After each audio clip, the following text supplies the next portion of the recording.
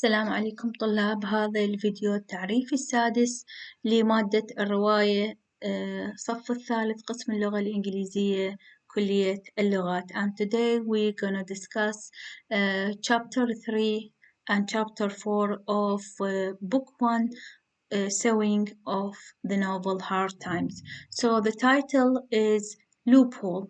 And we have to ask ourselves a couple of questions. Seeing the kids of Mr. Gradgrind peeking at the circus, what does that imply to you as a reader? How does Louisa's character differ from her brother Tom? What is the implication of the third chapter's title, a loophole? So a loophole means منفذ, ثغرة أو مخرج, an exit, an outlet, an access. It means so many other things. It means that a way out of something. So the father, Mr. Gradgrind, he was walking back home and he noticed a couple of children peeping in at the circus, and then he noticed his two children, Louisa and Tom, among these kids, and that's when he was shocked. So the title of the chapter comes from the peeping in of Louisa and Tom, the children of Mr. Gradgrind at the circus. The kids are peeking as life in the circus interests them, and that was the reason. Their life with Mr. Gradgrind is full of facts, reason, and knowledge which they hate, and that's why they want an outlet, an exit from that. Because they are kids who are used to facts only, the circus, with all its amusements, invokes their fancies and imagination. An idea that is, of course, refused by Mr. Gradgrind, and that's why he was shocked to see them there trying to peek in at or peep in at the circus.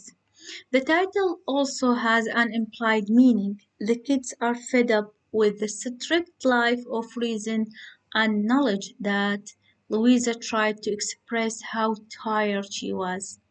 Besides, she wanted to tell her father that she is not happy with her life and that she is tired, but it seems that the father did not want to listen to her and refused any kind of expressions.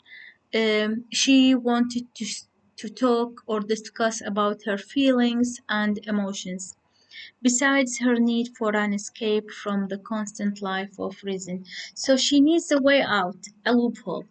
However, her father couldn't understand her cognitive, subconscious, and emotional stress and dismissed her emotion as childish. So he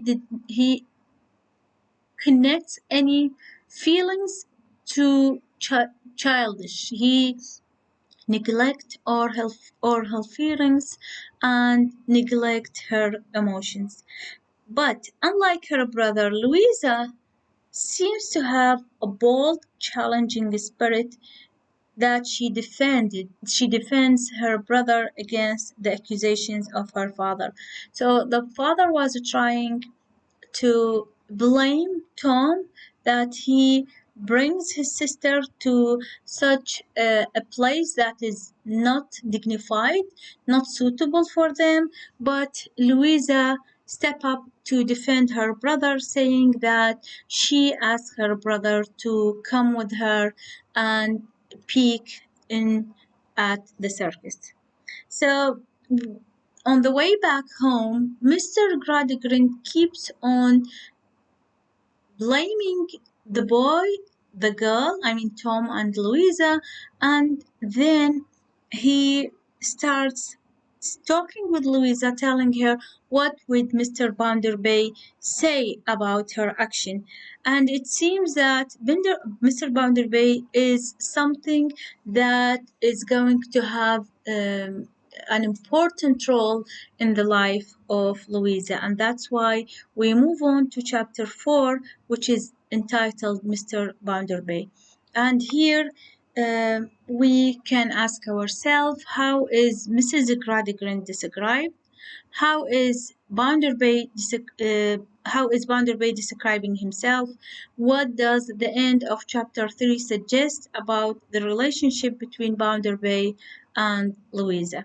So this chapter introduces a new character, Josiah Banderbay, and we understand that he's an old, because he's Mr. Gradgrind's friend, wealthy, powerful banker and manufacturer in Cocktown. He is a friend of Mr. Gradgrind and almost the same age. He is a self-made man because he used to be a vagabond after his mother left him when he was a child. So the first time we see Banderbay, he was with Mrs.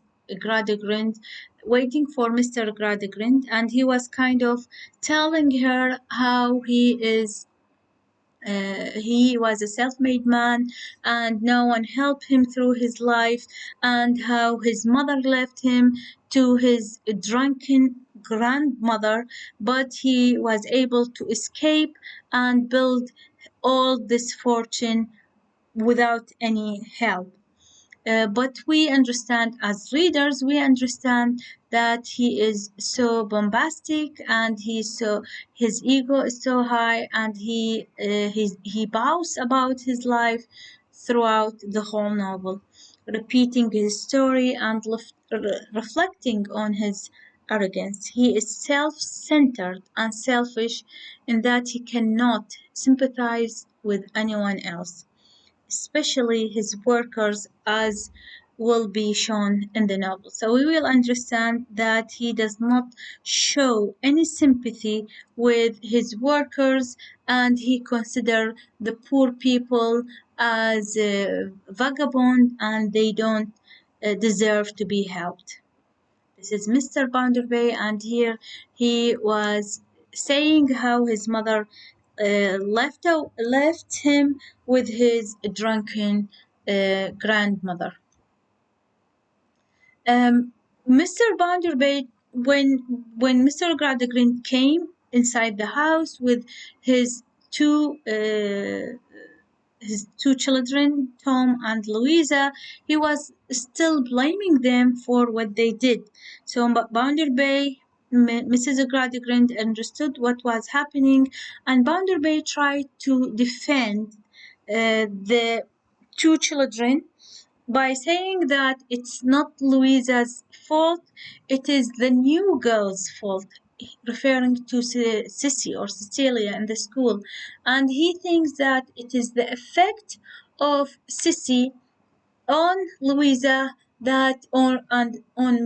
most of the children at the school that makes Louisa wants to go and see what is the circus.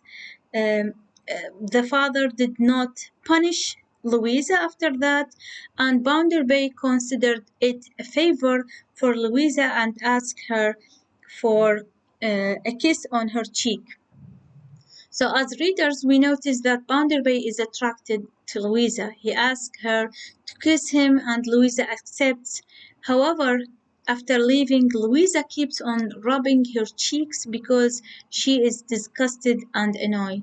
So she accepted, but unwillingly, and that's why she keeps on rubbing her cheek. But we understand that Mr. Gradgrind called her his pussy, and his little one, because he had some kind of emotion towards her.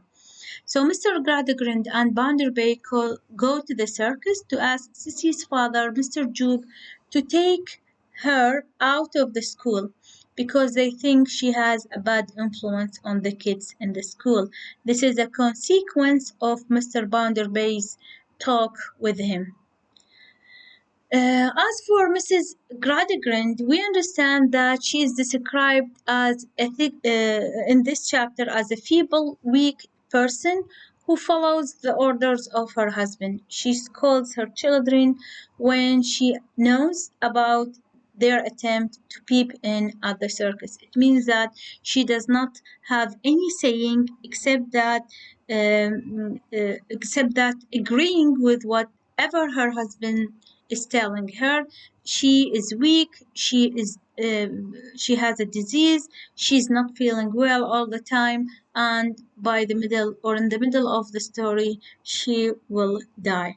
By this, this chapter ends, and الفيديو السادس للتعريفي لمادة الرواية الصف الثالث قسم اللغة الإنجليزية كلية اللغات انتهى. شكرا جزيلا.